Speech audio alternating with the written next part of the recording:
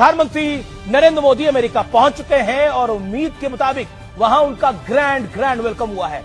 इस बार प्रधानमंत्री मोदी किसी होटल में नहीं रुके हैं। उन्हें जहां ठहराया गया है, जिसमें 120 से ज्यादा कमरे, 14 गेस्ट रूम।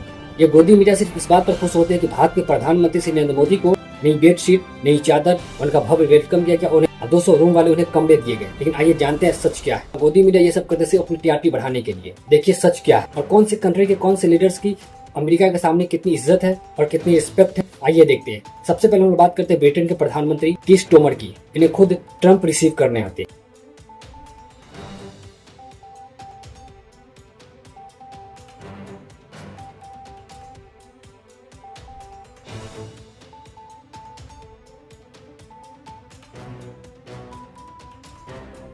अब बात करते हैं फ्रांस के लीडर इमैनुअल मैक्रों की। इन्हें भी खुद डोनाल्ड ट्रंप रिसीव करने आते हैं।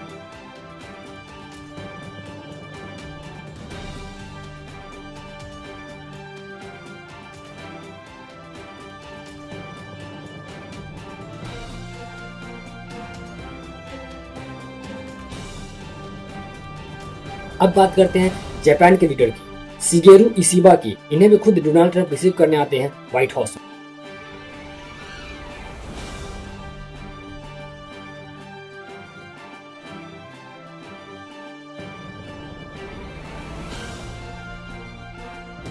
अब बात करते हैं इजराइल के लीडर की, बेंजामिन नेतन्याहू की। इन्हें भी खुद डोनाल्ड ट्रंप रिसीव करते हैं।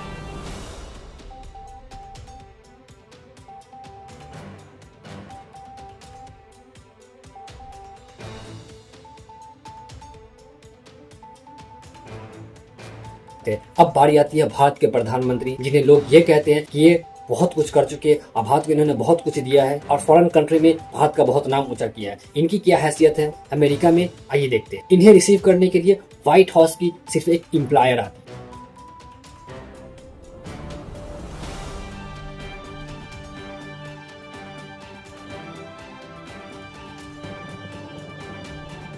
और इन चीजों पर यह दिखाया जा रहा है कि हाँ, भारत के प्रधानमंत्री का भव्य स्वागत किया गया। इन्हें रहने के लिए 200 वाला रूम का कमरा दिया गया। इन्हें नई बेडशीट दी गई, इन्हें नई चादर दी गई, इन्हें नई तकिया दी गई। इनका भव्य स्वागत किया गया। प्रधानमंत्री नरेंद्र मोदी अमेरिका पहुंच चुके हैं और उम्मीद के मुताबिक वहां उनका ग्रैंड वेलकम हुआ है।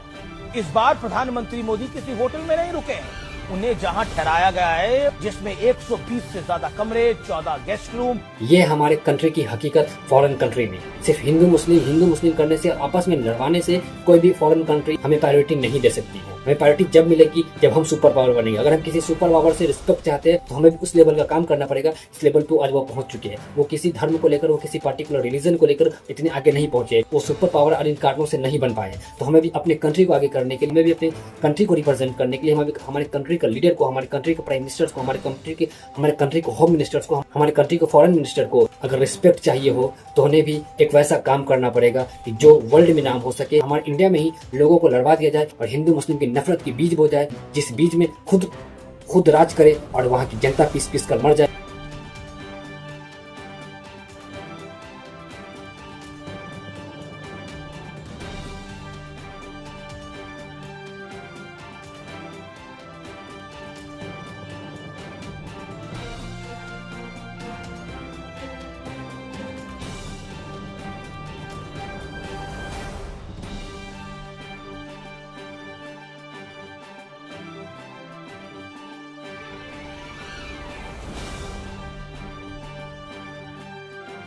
तो ऐसे हालात रहेंगे तो कभी भी फॉरेन कंट्री जिसे हम लोग सुपर पावर कहते हैं, वो इंडिया की स्तर की वैल्यू नहीं देगी। खुद रिसीव करने व्हाइट हाउस से आएंगे। और अगर ऐसी हालात रहेगी, उन्होंने अपने एम्प्लॉय को भी भेज दिया रिसीव करने के लिए, ये बहुत बड़ी बात है उनके लिए।